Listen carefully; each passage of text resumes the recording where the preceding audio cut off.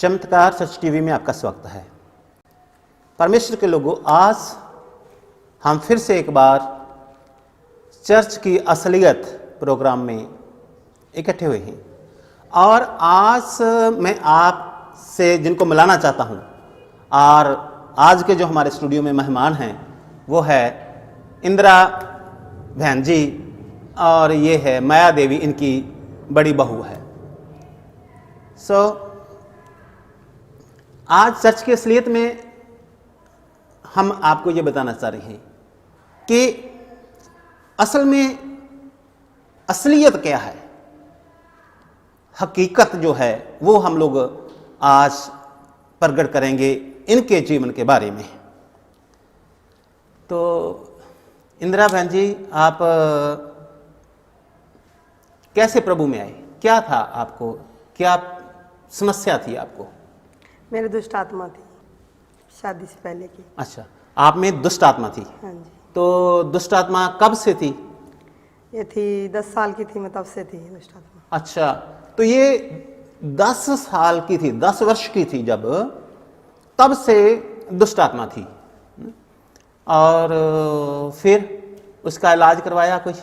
इलाज कराया। मेरे मम्मी पापा ने पहले मुसलमान से, तांत्रिक से तबीयत कराते रहे, तो तब तो एक बार ठीक होगी। फिर जैसे मेरी शादी हुई, शादी के समय मेरे खुद के ससुर भगत थे, तो वो उनको पता लगा जैसे मेरे अंदर दुष्ट आत्मा है, ये आदमी है जो फेरों में कहते आया हुआ है, भाई वो निकलता ही नहीं है, फेरों अच्छा, की चीज निकलती तो नहीं। वो ये कहते थे, आप तांत्रिक के पास जैसे जाते रहे तो वो ये कहते थे कि ये इसने मतलब फेरे ले लिए, पंजाबी में कहते जैसे, हाँ, मतलब इसने भी शादी कर ली इसके साथ में शादी कर ली, ये निकलेगा नहीं। अच्छा, तो जब आपकी शादी हुई थी तो उस समय उसने भी आपके साथ ही फेरे ले लिए हैं। उसने फेरे लिए। तो ये बहुत बड़ी बात है। एक अक्सर ही जो है वो कहते हैं, तांत्रिक कई बार ऐसे कहते हैं, जो जिस लड़की में शुरू में हो, बचपन में ही दुष्ट आत्मा जिसको घेर ले, तो अगर उसकी शादी हो जाए तो वो कहते हैं कि जब शादी में फेरे लिए, मतलब जब शादी हुई तो उस शादी में साथ वो दुष्ट आत्मा ने भी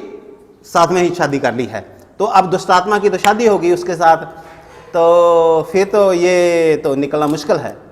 तो पहले भी ये तांत्रिक के पास जाते रहे और तबीज धागा क्या देते थे? क्या तबीज देते थे पहनाने, तबीज देते थे, तबीज दे देते थे, इलायची दे देते, कहते थे इससे भाई जैसे जी घबराता, उल्टी आती थी, बुखार हो जाता, तो इलायची भी दे देते थे और तबीज दे देते थे। फिर जब आपकी शादी होगी तो फिर भी आपके अंदर वो दुष्ट आत्मा रही? फिर भी दुष्ट आत्मा थी। अच्छा, तो वो जो आप कह रहे भक्त है, आपका ससुर जी भक्त थे, भक्त का मतलब यह है कि वो तांत्रिक था? हाँ, भगत थे, सेवा करते थे। हाँ, तांत्रिक थे। हाँ, वो ठीक है। तो वो क्या करते थे? वो जब आप में दुष्ट आत्मा होती थी तो वो क्या करते थे? वो अपना जाड़ा डाल देते थे और इलायची दे देते, कहते ये इलायची ले ले, ठीक तो हो जाएगी। इसके ससुर जो थे वो इस पे जाड़ा डाल देते थे, है ना, वो जाड़ा लगा देते थे, ऐसा कहें। तो वो जाड़ा कर देते थे और थोड़ी देर वो दुष्ट आत्मा जो थी वो थोड़ी देर शांत हो जाती थी और फिर वो दुष्ट आत्मा को तंग करती थी। अच्छा, तो ये जब आपको दुष्ट आत्मा तंग करती तो आपके मतलब परिवार के हालात कैसे थे? परिवार में मतलब खुशहाली थी? आपके परिवार में कैसा था परिवार आपका? खुशहाली नहीं थी तब भाई। जैसे मैं दुष्ट आत्मा में घिरी रहती, जब ज्यादा वो हावी हो जाता, मेरे ससुर ज्यादा डालते तो वो यही कहता भाई मैं इसके लेके जाऊंगा, इसको लेके जाऊंगा। अच्छा, इसको लेके जाऊंगा यानी कि हाँ, मतलब इसको मार दूंगा और मारूंगा, ये मार के मेरी शादी हुई है। अच्छा, ऐसे दुष्ट आत्मा बोलती थी? दुष्ट आत्मा बोलती थी भाई ये मेरी है, मेरी आपके मुंह से बोलती थी? मुंह से बोलती थी। तो मैं खेलती थी, मेरे को नहीं पता लगता था। वो चप्पल भी मारते, मैं कभी कभी मेरी नाक से, मुंह से खून भी निकलता जब वो चप्पलें मारते थे। लैटरिन की धुनी भी देते थे मेरे को, भाई वो दुष्ट आत्मा निकल जाए। फिर भी मैं यही बोलती भाई वो आदमी जो कहता था ये मेरी है, मेरी शादी हुई है इससे, मैं इसको लेके ही जाऊंगा। अच्छा, तो आप इस बात को समझिएगा, वो जो दुष्ट आत्मा थी वो क्या करती थी, इसके अंदर आकर बोलती थी और वो आदमी था जो दुष्ट आत्मा थी, कहते हैं कि वो कहता था कि मेरी तो तेरे साथ शादी हो गई है, ऐसा कहता था, मेरी शादी हो गई है तो अब तेरे को साथ लेकर जाऊंगा, मैं तो मर गया हूं, मैं तो आत्मा बन गया हूं और तेरे को भी मार के आत्मा बना लूंगा और साथ ले जाऊंगा, ना मार दूंगा। और फिर चप्पल मारते थे? कौन मारते थे? चप्पल मेरे ससुर जैसे चप्पल मारते। तो जो वो थे इनके अपने ही थे जो उसके झाड़ा लगाते थे और वो चप्पलें भी मारते थे। चप्पल भी मारते हाँ, थे। तो आप खेलती रहते थे? खेलती रहती थी मैं। मतलब खेलने का मतलब जैसे सिर हिलाते हैं? हाँ, सिर लाती, बाल खिल जाते।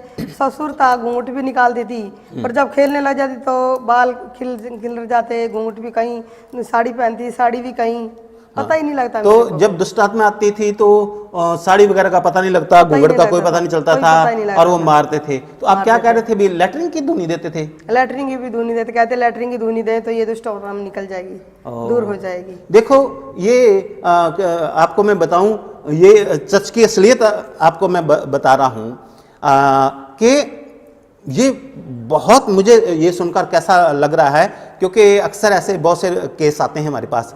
तो ये इसको लैटरिन की, है ना, लैटरिन की धुनी देते थे कि ताकि जो दुष्ट आत्मा है वो लैटरिन की धुनी देंगे तो वो बाहर निकल जाएगी। हाँ। तो ये घर के अंदर ही करते थे? घर के अंदर ही करते थे। घर के अंदर, तो घर के अंदर ही धुनी देते थे। और मुझे तो हंसी भी आती है और मुझे पीड़ा भी होती है, दुख भी है इस बात का कि ऐसा इसके साथ हालात था। लेकिन जब उसको धुनी देते थे दुष्ट आत्मा को लैटरिन की, तो वो लैटरिन की धुनी तो सारा परिवार घर में जो होते थे वो भी ले लेता था, पूरा घर ही भर जाता होगा। नहीं, घर में ही करते थे? घर में एक अलग कमरा बना रखा था पूजा पाठ का, उस कमरे में बिठा के। अच्छा, घर में एक पूजा पाठ के लिए कमरा बना रखा था, उसके अंदर बैठाते थे? उसके अंदर। अच्छा, उसके अंदर कोई मतलब वैसे नहीं रोते नहीं थे, पूजा पाठ के लिए बना रखा था? वो स्पेशल एक कमरा उसी के लिए रख रखा था वो। तो उसमें फिर आपको बिठाकर धुनी देते थे? धुनी देते थे। घर वाले भी साथ बैठते थे, खुद का मेरा पति भी बैठता था। अच्छा, आपका पति भी साथ बैठता था? बैठती थी, सास भी बैठती थी। तो वो तो फिर ननद और सब लोग, वो जो लैट्रिन की धुनी थे तो सबके जाती होगी, है ना? तो कितनी बुरी बात है ये। और फिर आपके जो थे, मतलब घर की स्थिति क्या थी? मतलब अमीरी थी, गरीबी थी? उस टाइम में बहुत ही गरीबी थी। आप बहुत गरीब थे? बहुत ही गरीब। क्या करते थे फिर आप? बहुत ही गरीब थे भाई, हरे छोटी छोटी चीज के लिए भी तरसते थे। बहुत ज्यादा गरीब थी। शादी के बाद में जब जैसे बच्चे हो गए तो सास ससुर ने न्यारा कर दिया, तो वो झाड़ा तो डालते ही रहते थे भाई, ठीक हो जाती थी फिर बस सही। और पैसा था जो कुछ, में बीमार भी रहने लगी, बीमारी में लग गया। पति मेरा दारू पीने लग गया कि भाई ये तो ठीक तो होती नहीं है, इसके अंदर दुष्ट आत्मा है। बच्चे हो गए फिर भी दुष्ट आत्मा है ये। तो आपके पति मतलब दारू पीते थे? बहुत करते थे। हाँ, बहुत करते थे? जब आम सिंपल आम पीते? बहुत करते थे। बहुत नशा बहुत करते थे। ठीक है, तो अब तो कुछ अब तो नहीं करते हैं, अब तो नहीं करते। आने वाले बारे में अभी मैं बात करूंगा आप लोगों से। तो अब तो अच्छा, तो उस समय फिर आप भी काम करते थे कोई? हाँ, मैं आप भी जैसे खेत में किसी के खोदे निकालने चली जाती, मजदूरी करते थे? मजदूरी करती थी। आप क्यों मजदूरी करते थे? तो आपको खर्चा तो मेरे को भी चाहिए था, तो वो तो घर का राशन लेके आते थे, बच्चे के लिए भी चाहिए था, मेरे को खुद को भी चाहिए था। घर चलाने के लिए खर्चा चाहिए। खुद भी दिहाड़ी करती थी मैं। अच्छा, दिहाड़ी करते थे। तो ये बहन जैसे बता रही है कि ये मजदूरी करते थे, दिहाड़ी करते थे, जिसे कहते अपने दिहाड़ी करते थे, मजदूरी करते थे। तो मजदूरी करते थे और फिर आप क्या बता रहे थे कि वो आपके कपड़े और आप सब कपड़े के लिए भी इतने भी पैसे नहीं थे भाई कपड़े खरीद सकें। चौधरियों के जैसे मेरे पति ड्राइवरी करते थे, तो उस टाइम में सिर्फ 10,000 रुपये साल की तनख्वाह लेते थे। साल की तनख्वाह 10,000 रुपये थे बस। एक साल की, एक वर्ष की तनख्वाह 10,000 तनख्वाह थी। ठीक है। आप जो कपड़े पहनते थे वो आपको, आप जैसे बता रहे थे कि उनके कपड़े आप पहनते थे? हाँ, उनके चौधरियों के बहू, उनके बहू अपने दे देती, वो मैं पहन लेती थी। बच्चों के, उनके बच्चों के कपड़े थे वो मेरे बच्चों को सही करके खुद पे सेट, उनके बड़े बड़े बच्चे थे, मेरे छोटे थे, उनके सही करके उन बच्चों को कपड़े भी पहनाती थी, वो भी पहनाती थी, चप्पल क्या, पहनने के कपड़े क्या, सब कुछ उनसे। हाँ, तो ये जिनके खेत में, जिनके घर पे मजदूरी करते थे, उनके खेत में मजदूरी करते थे, तो उनके जो कपड़े होते थे, उनकी बहुओं के कपड़े होते थे, आप पहनते थे पुराने कपड़े जो ये पहनते थे। ऐसे घर के हालात थे। और अब क्या है मैं आपको बाद में बताता हूँ। और फिर उनके बच्चों के कपड़े जो थे उनको काट छांट करके, है ना, सिलाई करके, थोड़ी सी सेट करके उसको अपने बच्चों को पहनाते थे। तो अपने बच्चों को पहनाते थे। इतनी ज्यादा गरीबी थी और खाने पीने की बहुत तंगी थी। हाँ, खाने पीने के बहुत तंगी थी इस घर में। और एक तरफ तो वो दुष्टात्मा परेशान करती थी और एक तरफ गरीबी परेशान करती थी। एक तरफ जो पति नशा करे तो फिर तो होता ही है। तो ऐसे हालात। सास ससुर ने भी निकाल दिया अच्छा, था। तो सास ससुर ने अलग कर दिया। अलग कर मैं दिया निकाल दिया नहीं कहता, और मैं कहता हूँ अलग कर दिया दिया आपको। था, कह दिया था अपना करो खाओ। अपना करो और खाओ। कोई आपके ऊपर कोई केस भी मैंने सुना था? केस भी हो गया था मेरे ऊपर। केस हो गया था? हाँ। कत्ल का केस हो गया? कत्ल का केस हो गया था, तो किसी ने धोखे से बुला हाँ, लिया तो था। आपको थोड़े दिन जेल में भी जाना पड़ा? जेल में भी रही थी फिर। हाँ। सो आप देखिए ये कितनी दर्द की बात है। कत्ल का केस भी इनके ऊपर हो गया था, धोखे के साथ हो गया था, और मतलब इनके साथ धोखा हुआ था ना, इनके साथ धोखा हुआ था, मतलब ऐसे इनके ऊपर झूठा ही केस बना दिया था, कत्ल का केस बना दिया था, और उसके लिए इनको जेल में भी जाना पड़ा। लेकिन अब बात मैं आपको वो बताना चाह रहा हूं कि अब क्या हुआ।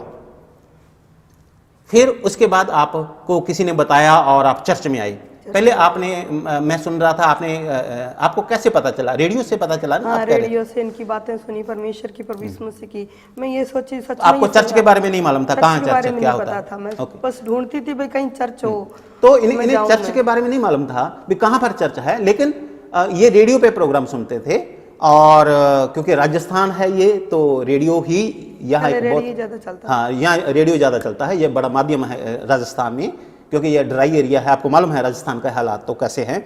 तब फिर आप चर्च में आए। हाँ। जब आप चर्च में आए तो आपकी जो दुष्ट आत्मा थी और जो भी शैतान के बंधन सारे, वो पहले दिन ही सब कुछ निकल गया। पहले दिन ही सब कुछ निकल गया। सो पहले ही दिन प्रभु यीशु मसीह ने इन्हें चंगा कर दिया। पहले ही दिन, पहले ही दिन। मैंने प्रार्थना की, या कोई और, मेरा बेटा जो कोई और था? उस टाइम में इतना जानती नहीं थी। अच्छा, मैं नहीं जानती नहीं। पर जैसे आराधना हुई उसी टाइम में मेरे को महसूस हुआ जैसे कुछ निकल गया मेरे ठीक है। अंदर से। तो चर्च में जैसे हम लोग आराधना कर रहे थे, उसी दिन, पहले दिन ही, पहले ही दिन इसमें से दुष्ट आत्मा निकल गया। पहले दिन दुष्ट आत्मा निकल गया, और फिर आपने बपतिस्मा लिया। हाँ, दूसरे संडे आके फिर मैंने, पहले दिन जैसे मैं आई ऐसे प्रभु बोझ हो रहा था, मैंने सोचा भाई ये मैं भी लूं। जैसे कहा भाई ये परमेश्वर की देह है, लहू है, तो मैंने मन में इच्छा हुई भाई मैं भी ग्रहण करूं इसको।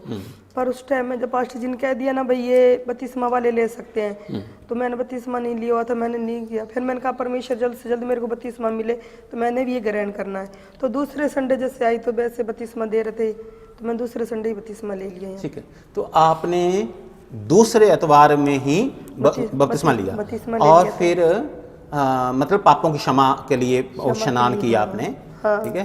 तो अब तो आपके आंखों के आंसू प्रभु ने पोंछ दिए हैं, है ना, आपको दिया है आराम और छुटकारा दिया है। और फिर आपने पवित्र आत्मा पाया। पवित्र आत्मा कब पाया पवित्र आत्मा? पवित्र आत्मा बपतिस्मा लिया उसके तीसरे संडे जब आई तो बपतिस्मा लेके चली गई। तीसरे संडे आई तो जैसे टेम्पो में आ रही थी, आते आते मेरे अन्य भाषा ऐसा लगा जैसे कुछ मैं कुछ बोल रही हूँ, मेरे को पता नहीं। फिर मैंने जैसे गांव की राजू की लड़की, उससे पूछा, मैं मेरे मुंह से बपतिस्मा लेके मेरे मुंह से क्या निकल रहा है। अच्छा, तो जब टेम्पो में आ रहे थे तो अन्य भाषा बोलने लगे? हाँ, वापस जब बपतिस्मा लेके गई ना, वापस जाते जाते मेरे मुंह में से कुछ बोलने लगी, मैं निकलने लगा। हालेलुया।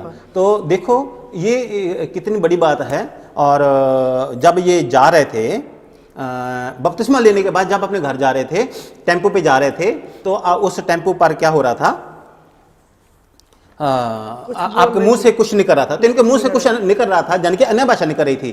तब इसने किसी और कलीसिया के चर्च के अपने जो लोग हैं उनसे पूछा भी ये क्या है, तो उन्होंने बताया आपको ये पवित्र आत्मा है। उन्होंने कहा पवित्र आत्मा ये अन्य भाषा है। तो वो हंसने भी लगी कि आंटी जी आपको तो पहली दूसरी बार आया, आपको अन्य भाषा मिल गया। तो जैसे तीसरे संडे आई तो तीसरे संडे तो बहुत पवित्र आत्मा भर गई, अन्य भाषा बहुत ज्यादा। तो तीसरे एतवार को जब ये आए, दूसरे एतवार को आपने बपतिस्मा लिया, और तीसरे एतवार को आपने अन्य भाषा से पूरे भर गए, और फिर पवित्र आत्मा से भर गया। पवित्र आत्मा से भर गया बहुत ज्यादा। ठीक है। सो परमेश्वर ने इन्हें दुष्ट आत्मा से निकाला, और परमेश्वर ने इनके जीवन में काम किया, और परमेश्वर ने उस कत्ल के केस से भी आपको बाहर निकाला, आपको बचाया, और परमेश्वर ने आपको पवित्र आत्मा से भी भरा। अब आपके घर के हालात कैसे हैं? अब तो परमेश्वर की दया से बहुत अच्छे हैं। कोई चीज की कमी नहीं है। परमेश्वर ने सब कुछ दिया है, सब कुछ दिया है, सब कुछ। तो अब इनके घर में बहुत सब कुछ सही है। इनके पति नशा नहीं करते, और मतलब जीवन को भी घर बहुत में ज़्यादा बदला है। टेम्पो है, अपना अपनी वैन है, गाड़ी है, आपकी खुद की गाड़ी है, खुद के टेम्पो है। और पहले मकान तो आपका तो बुरा हाल था, ऐसा कहूँ तो बुरा ही हाल इनका मकान का कुछ हाल नहीं था, लेकिन अब तो बड़ा मकान है, बड़ा मकान है ना। भी अच्छा। परमेश्वर ने बड़ा मकान दिया है अब तो, और किसी चीज़ की कमी नहीं है। और बहुत अच्छा। तो जब आप प्रभु में आए तो लोग आपको कहते थे भी आप क्यों चर्च में जाते हो या हाँ, कुछ? लोग बहुत बहुत इतराज कर। मेरे खुद के मेरी माँ तो नहीं थी उस टाइम में, मेरे पिता थे। मेरे पिता ने भी मेरे को छोड़ दिया था, कहते ये तो दूसरे धर्म को मानने लग गई, ये तो दूसरे धर्म को तो मानने उस समय ये देखो कितनी ये दर्द भरी बात है। इसके पिता ने आपके, हाँ, मेरे पिता ने, और तो थे रिश्तेदार, पर पिता ने भी आना जाना छोड़ दिया। तो सब रिश्तेदारों ने तो छोड़ा ही, लेकिन इसके पिता ने भी छोड़ दिया और पिता ने कहा भी ये तो इसने दूसरा धर्म दूसरे अपना धर्म को लिया। मान तो लिया है। आपने फिर धर्म बदल लिया था? नहीं, बपतिस्मा लिए, धर्म नहीं बदला मैंने। अच्छा, बपतिस्मा पापों की क्षमा के लिए क्षमा के लिए। आपने पानी में डुबकी लगाई है। डुबकी लगाई थी, हाँ। तो आपने धर्म नहीं बदला? नहीं बदला। ओके। सो सच में चर्च में धर्म नहीं बदला जाता और पापों की क्षमा के लिए अपने एक बपतिस्मा लेते हैं, डुबकी लगाते हैं, और फिर प्रभु यीशु मसीह को अपना उद्धारकर्ता ग्रहण करते हैं। और प्रभु यीशु मसीह ने आपके जीवन में काम किया। और आपके गांव के लोग भी बहुत, मुझे मालूम है आपके गांव के लोग बहुत विरोध करते थे भी ये तो मुसलमानों को मानने लग गई है। उनको मालूम नहीं था भी चर्च क्या होती है, ये मुसलमानों को मानते हैं, और उनको ये भी नहीं पता था कि ये प्रभु यीशु मसीह के लोग होते हैं, कैसे हैं। और फिर परमेश्वर ने आपके जीवन में बहुत बहुत आशीष दी। और लोग आपसे तो ये भी कहते थे कि आपके बच्चों के रिश्ते नहीं होंगे, और किसी से शादी की कहती ना, मेरे बच्चे अब आपके बच्चों के सबके शादी होगी, सबकी शादी होगी। अब बच्चों के सबकी शादियां होगी। शादी सब प्रभु की स्तुति हो। और परमेश्वर ने सब कुछ किया। बहू भी जो आज्ञाकारी है परमेश्वर में हाँ, चलने बहु वाली, आज्ञाकारी हैं। चलने वाली परमेश्वर, एक बहू आज्ञाकारी के दोनों हैं? दोनों ही दोनों परमेश्वर में चलने आज्ञाकारी। वाली। तो ठीक है, तो बहू की बात कर लेते हैं। ये इनकी बहू है और इसका नाम है माया देवी, माया रानी, माया देवी, माला देवी वैसे कहते तो। आपके माया देवी, ठीक है। तो ये एक मैं आपको एक बड़ी बात बता रहा हूं। इसके जीवन में जो बात हुई, आप बताओ, आपके मुंह से मैं सुनना चाहता हूं। जब इसकी ये आवाज बंद हो गई थी, इसकी आवाज बंद हो गई थी, ये पहले तो इसको भाव ही थी, गठिया भाव, बहुत बहुत इसका गठिया भाव था। जैसे हम शादी करके लेके आए ना, तो हमारे को नहीं बताया गया भी इसके भाव है। थोड़े से दिन हुए, कभी कहती मेरा हाथ दर्द होता, कभी कहती मेरा तो अपने शॉर्ट में एक बात करते हैं। इसे गठिया बात था, गठिया भाव शादी से पहले गठिया बात बहुत ज्यादा था। था। गठिया बात का मतलब होता है यहाँ जोड़ों में दर्द हाँ, होना। ये सब सूजे हुए, ये सूजे हुए थे, सब सूजे और जोड़ों में दर्द होना, सारे जोड़ों में। ये चीज है ना, ये इतनी ऐसी मोटी हो जाती है। तो इसे गठिया बात था। और प्रभु यीशु मसीह ने इसे चंगाई दी। किसने चंगा किया आपको? प्रभु यीशु मसीह ने आपको चंगा किया। के पास्टर जी ने? प्रभु यीशु मसीह ने, ठीक है। और प्रभु यीशु मसीह ने चंगा किया जब चर्च में लेके। हाँ, वो बताओ, इसकी आवाज बंद हो गई थी, जो वो बात क्या? इसकी आवाज रात को जैसे खाना खुना खा के सोए तो इन्होंने नहीं खाया था। ये जैसे खाने लगे ना, वैसे ही ये चक्कर आने लगे कर लेंगे। मेरा बेटा वीरपाल वो कहने लगा कि मम्मी इसको आके देख, इसको क्या हो गया। जब मैंने इसको देखा आके, तो इसको चक्कर आ रहे थे, उल्टी आने लगी। उल्टी आते आते जब मैं प्रार्थना करने लगी तो इसकी आवाज बंद हो गई, एन गूंगी हो गई थी, जमा ही। तो ये इसकी इनकी बहू की जो आज साथ लेकर आए हैं, इनकी आवाज बंद हो गई थी, आवाज बंद हो गई, और ये मतलब बेहोश हो गई। बेहोश बिल्कुल ही, ऐसे लग रहा था जैसे इसमें कुछ मिट्टी बन गई है ही नहीं है, मरी गई है।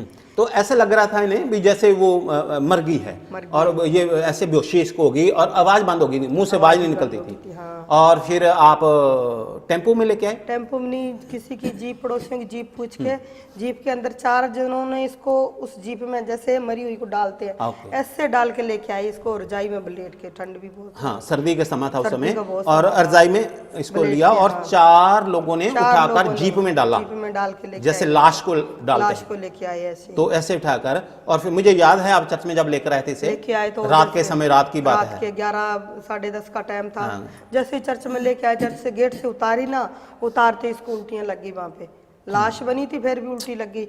उल्टी लगते फिर दोबारा वैसी फिर हो गई, फिर ले आके यहाँ पे। तो ये बहुत ज्यादा ये बेहोश थी, और इसे कोई भी होश नहीं था, और लिटा दिया।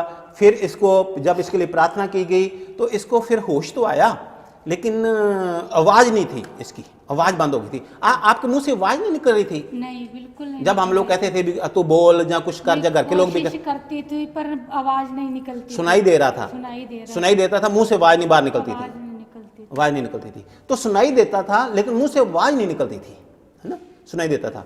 और फिर जब प्रार्थना की, और मुझे याद है मेरे बेटे ने प्रार्थना की। हाँ। तो उस समय मेरे बेटे ने प्रार्थना की, और जैसे मेरे बेटे ने प्रार्थना की, फिर आपकी आवाज जो है, रात की बात है, रात को मेरे ख्याल में 1:45 बजे के आसपास होगा वो समय। 2 बज गया होगा रात की, बहुत सर्दी 2 बज गए होंगे शायद, सर्दी का समय था। सर्दी और फिर इसकी आवाज जो थी वो आवाज आई, इसकी आवाज आ गई, और प्रभु ने इसे चंगा किया। परमेश्वर का धन्यवाद करते हैं। और एक और बात आपके जीवन में मुझे बता रहे थे कि आप इसके बच्चे को कुछ हाँ, जैसे शादी के कुछ महीने हुए तो जैसे भाई कहते हैं भाई बहू के बच्चा होने वाला, मैं भी यही सोचती थी, मैं चलो होने वाला बच्चा, चलो परमेश्वर ने आशीष दी। ऐसे करते करते 2.5 महीने हो गए, तो 2.5 महीने बाद इसके थोड़ा थोड़ा दर्द होने लगा। तो हमने सोचा भाई अल्ट्रासाउंड कराएं। तो अल्ट्रासाउंड कराए तो उसके अंदर पानी की गांठ थी, बहुत इतनी बड़ी गांठ थी। तो आप तो ये सोच रहे थे कि भी शायद बच्चा है, तो लेकिन जब अल्ट्रासाउंड कराया तो उसमें पता चला भी ये तो पानी की गांठ 2 पथरियां भी साइड में थी इसके। फिर अल्ट्रासाउंड कराया, जब अल्ट्रासाउंड में पता चला भी पथरियां हैं, 2 पथरियां हैं और पानी की गांठ है। पानी की गांठ थी वो अल्ट्रासाउंड में पता लगा। फिर और फिर प्रार्थना करवाई आपने? फिर हमने यहाँ पे दवाई नहीं ली, कोई दवाई नहीं ली, बस अच्छा, प्रार्थना यहाँ पे लिखाई है, प्रार्थना कराई है पास्टर जी से, और बस प्रार्थना में चलते। तो फिर ये यहाँ चर्च में आए, और इन्होंने हमारा जो प्रेयर टावर है वहाँ भी प्रार्थना भी हम लोगों ने लिखवा दी इनकी, क्योंकि हमारे स्टाफ के लोग जो प्रार्थना करते हैं उनके लिए। और फिर जब इसके लिए प्रार्थना की गई तो वो जो पानी की गांठ थी वो भी खत्म हो गई, और जो पथरियां थी वो भी निकल गई। फिर दोबारा 2-3 महीने बाद हमने अल्ट्रासाउंड करा के देखा तो उसमें कुछ भी नहीं था, एकदम सही थी। 2-3 महीने बाद जब अल्ट्रासाउंड कराया तो उसमें कुछ नहीं था, ना तो गांठ ना दोनों पथरियां भी नहीं। ओके, तो दोनों पथरियां पर यीशु मसीह ने बाहर निकाल दी, और गांठ भी पर यीशु मसीह ने बाहर निकाल दी, गैप कर दी। जैसे ना वीरपाल ने बड़े बड़े डॉक्टरों से पूछा तो वो कहते हैं ये गांठ है, ये गंदी बीमारी बनेगी, तो जल्द से जल्द ऑपरेशन करा। अच्छा। जल्द ऑपरेशन करा। बड़े बड़े डॉक्टर ने ये कहा था कि इससे बीमारी फैलेगी, इसका ऑपरेशन करवा दो, गंदी बीमारी बनेगी। पर मैंने कहा पर विश्वास कर, परमेश्वर गंदी बीमारी मतलब कैंसर बीमारी बनेगी। तो डॉक्टर कहते थे कि कैंसर की बीमारी ये बन जाएगी। और लेकिन फिर आप सही से बताना, ये चर्च की असलियत है यहाँ पर, मतलब ये प्रोग्राम का नाम है चर्च की असलियत। यहाँ पर अगर किसी पास्टर ने गड़बड़ की तो वो भी हम बता देते हैं, ठीक है। अगर किसी ने मतलब मान लो मैंने आपसे थोड़ा सा धोखा किया तो वो भी हम लोग बता देंगे। हम परमेश्वर की हजूरी में बैठे हैं। हाँ, परमेश्वर की हजूरी में बैठे हैं, तो इसके लिए कोई दवाई नहीं ली, प्रभु यीशु मसीह ने चंगा किया, प्रभु यीशु मसीह ने चंगा। तो ये चर्च में लेकर आए, और मुझे याद है इन्होंने अल्ट्रासाउंड दिखाया, और उसमें एक पानी की गांठ थी और 2 पथरियां भी थी, और प्रभु यीशु मसीह, हम लोगों ने प्रार्थना की, हमारा काम से प्रार्थना करना है, और प्रभु यीशु मसीह ने चंगा कर दिया। और अब परमेश्वर ने बड़ी आशीष दी है, और ये मां बनने वाली हैं, 4 महीने हो गए, तो ये मां बनने वाली हैं। प्रभु यीशु मसीह का बहुत बहुत धन्यवाद करते हैं इस बड़ी बातों के लिए। ये है चर्च की असलियत। कुछ कहते थे मुसलमान बन गए, कुछ कहते थे ईसाई बन गए, सब रिश्तेदारों ने छोड़ा, गांव वाले इनके घर में आना बंद कर दिया, इनका खाना पीना, इनके हाथ का खाना पीना, इनके घर का खाना पीना बंद कर दिया, यहां तक कि इसके पिता ने खुद कह दिया भी नहीं, ठीक है, और वो भी मुंह मोड़ लिया, और कैसे कैसे हालातों में से निकाला। और ये है चर्च की असलियत। यहां पर धर्म परिवर्तन नहीं, बल्कि क्या किया, प्रभु यीशु मसीह ने इनके जीवन को बदल कर रख दिया। इसलिए प्रभु यीशु मसीह का बहुत धन्यवाद। सो मिलते हैं फिर किसी एक और असलियत के साथ।